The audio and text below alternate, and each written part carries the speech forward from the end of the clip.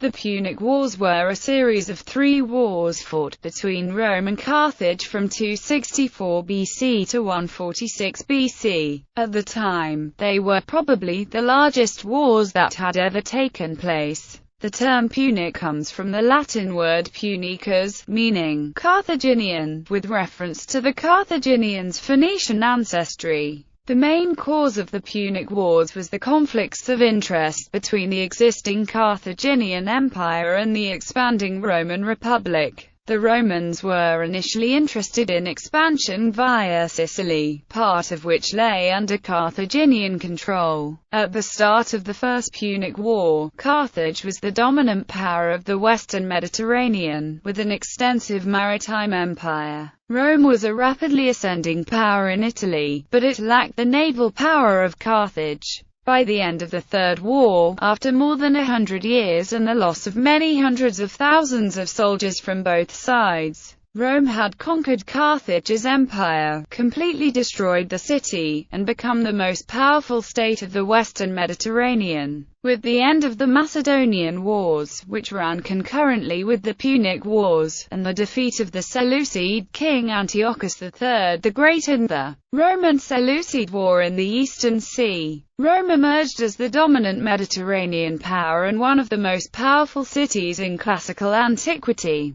The Roman victories over Carthage in these wars gave Rome a preeminent status it would retain until the 5th century AD. Background: during the mid-3rd century BC, Carthage was a large city located on the coast of modern Tunisia. Founded by the Phoenicians in the mid-9th century BC, it was a powerful thalassocratic city-state with a vast commercial network. Of the great city-states in the Western Mediterranean, only Rome rivaled it in power, wealth, and population. While Carthage's navy was the largest in the ancient world at the time, it did not maintain a large, permanent, standing army. Instead, Carthage relied mostly on mercenaries, especially the indigenous Numidians, to fight its wars. However, most of the officers who commanded the armies were Carthaginian citizens. The Carthaginians were famed for their abilities as sailors, and unlike their armies, many Carthaginians from the lower classes served in their navy, which provided them with a stable income and career. In 200 BC, the Roman Republic had gained control of the Italian peninsula south of the Po River. Unlike Carthage, Rome had large disciplined armed forces. On the other hand, at the start of the First Punic War, the Romans had no navy,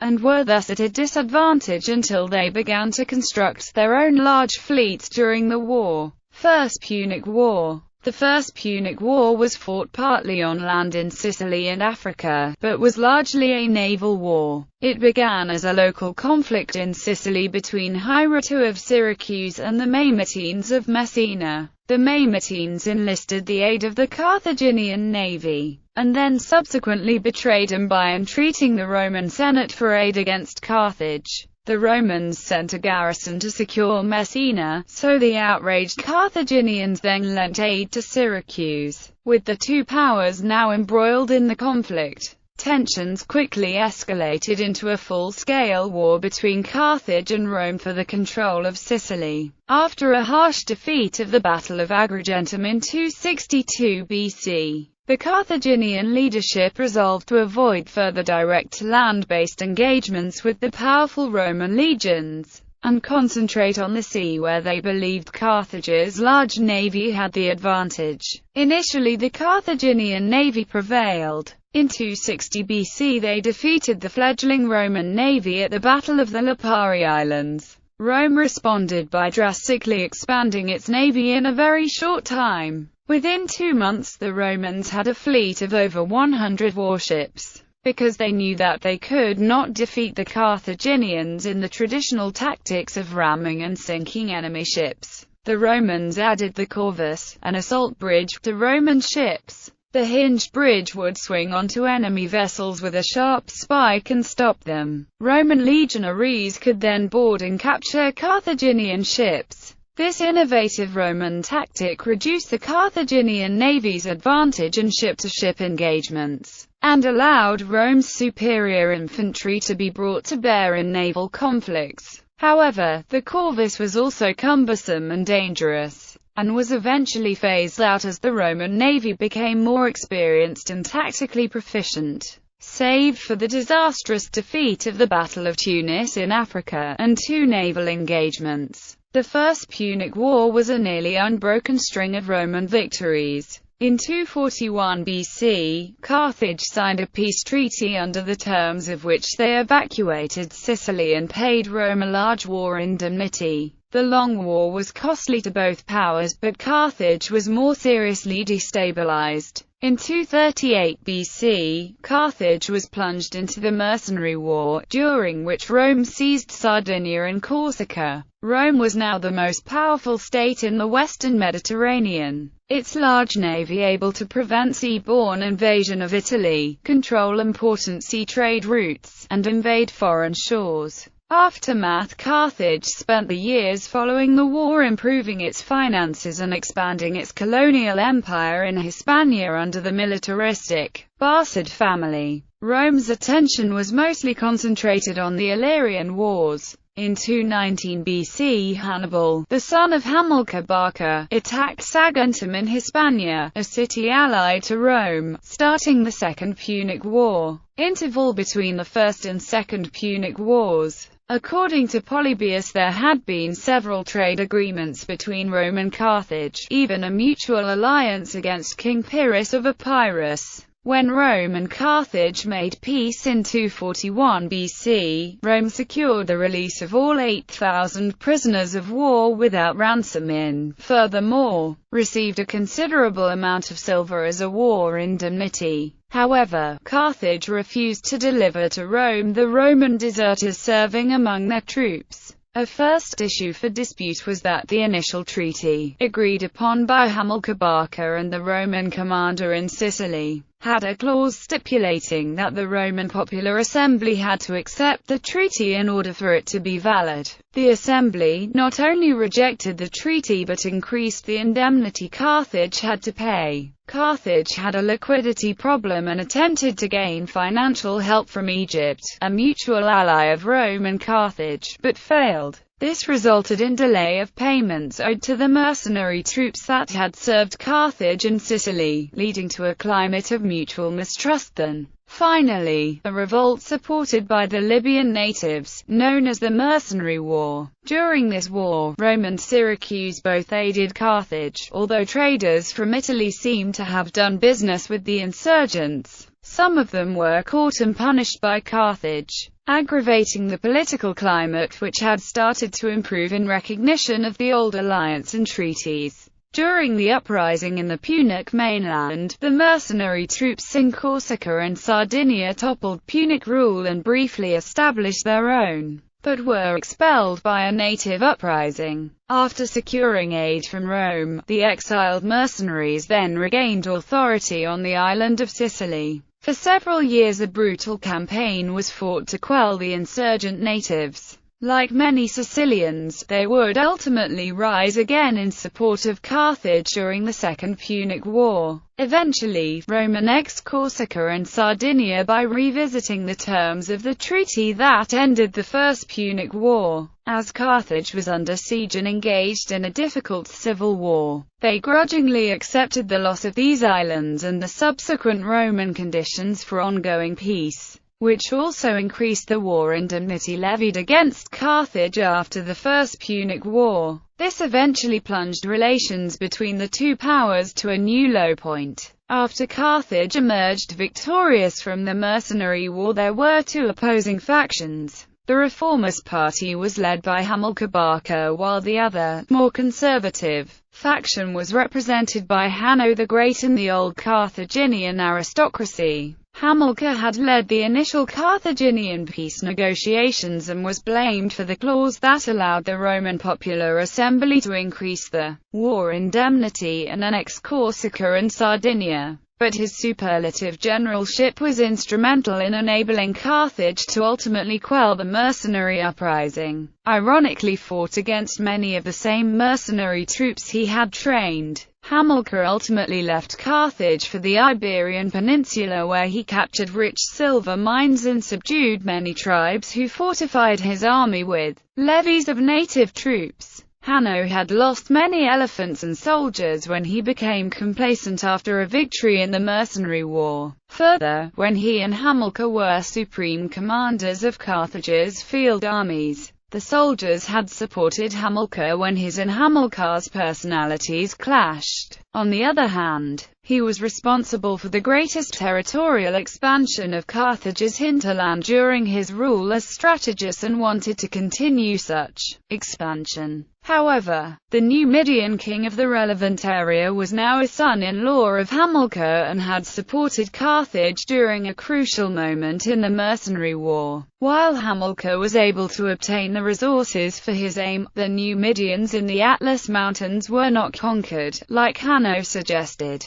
but became vassals of Carthage. The Iberian conquest was begun by Hamilcar Barca and his other son-in-law, Hasdrubal the Fair, who ruled relatively independently of Carthage and signed the Ebro Treaty with Rome. Hamilcar died in battle in 228 BC. Around this time, Hasdrubal became Carthaginian commander in Iberia. He maintained this post for some 8 years until 221 BC. Soon the Romans became aware of a burgeoning alliance between Carthage and the Celts of the Po River Valley in northern Italy. The latter were amassing forces to invade Italy, presumably with Carthaginian backing. Thus, the Romans preemptively invaded the Po region in 225 BC. By 220 BC, the Romans had annexed the area as Gallia Cisalpina. Hasdrubal was assassinated around the same time, bringing Hannibal to the fore. It seems that, having apparently dealt with the threat of a Gallo-Carthaginian invasion of Italy,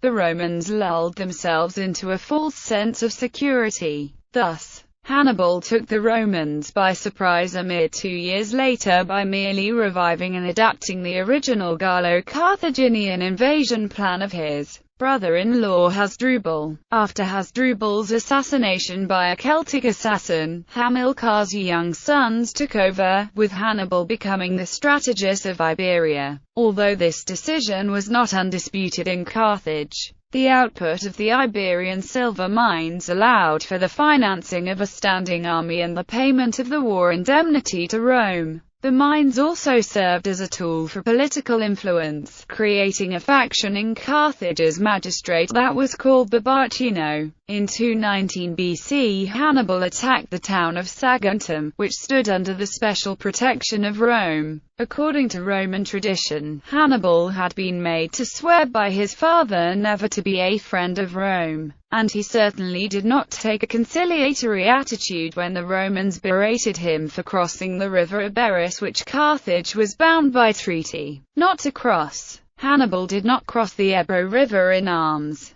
and the Saguntines provoked his attack by attacking their neighboring tribes who were Carthaginian protectorates and by massacring pro-Punic factions in their city. Rome had no legal protection pact with any tribe south of the Ebro River. Nonetheless, they asked Carthage to hand Hannibal over, and when the Carthaginian oligarchy refused, Rome declared war on Carthage. The Barcid Empire consisted of the Punic territories in Iberia. According to the historian Pedro Barcelo, it can be described as a private military economic hegemony backed by the two independent powers, Carthage and Gades. These shared the profits of the silver mines in southern Iberia with the Barcus family and closely followed Hellenistic diplomatic customs. The Barcid Empire was strongly influenced by the Hellenistic kingdoms of the time and, for example, contrary to Carthage, it minted silver coins in its short time of existence.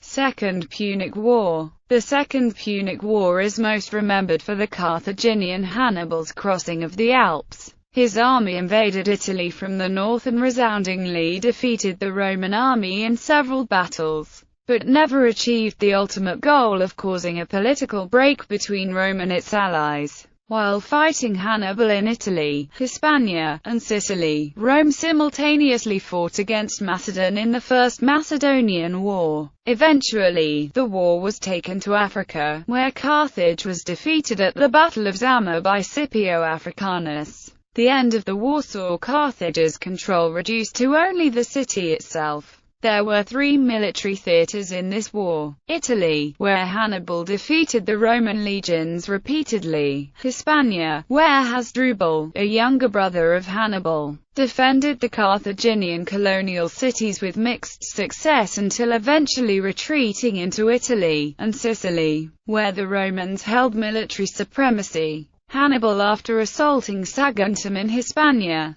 Hannibal attacked Italy in 218 BC by leading the Iberians and 36 elephants through the Alps. Although Hannibal surprised the Romans and thoroughly beat them on the battlefields of Italy, he lost his only siege engines and most of his elephants to the cold temperatures and icy mountain paths. Hannibal defeated the Roman legions in several major engagements, including the Battle of the Trebia, the Battle of Lake Trasimena, and most famously the Battle of Cannae, but his long-term strategy failed. Lacking siege engines and sufficient manpower to take the city of Rome itself, he had planned to turn the Italian allies against Rome and to starve the city out through a siege. However, with the exception of a few of the southern city-states, the majority of the Roman allies remained loyal and continued to fight alongside Rome. Despite Hannibal's near-invincible army devastating the Italian countryside, Rome also exhibited an impressive ability to draft army after army of conscripts after each crushing defeat by Hannibal, allowing them to recover from the defeats at Cannae and elsewhere and to keep Hannibal cut off from aid.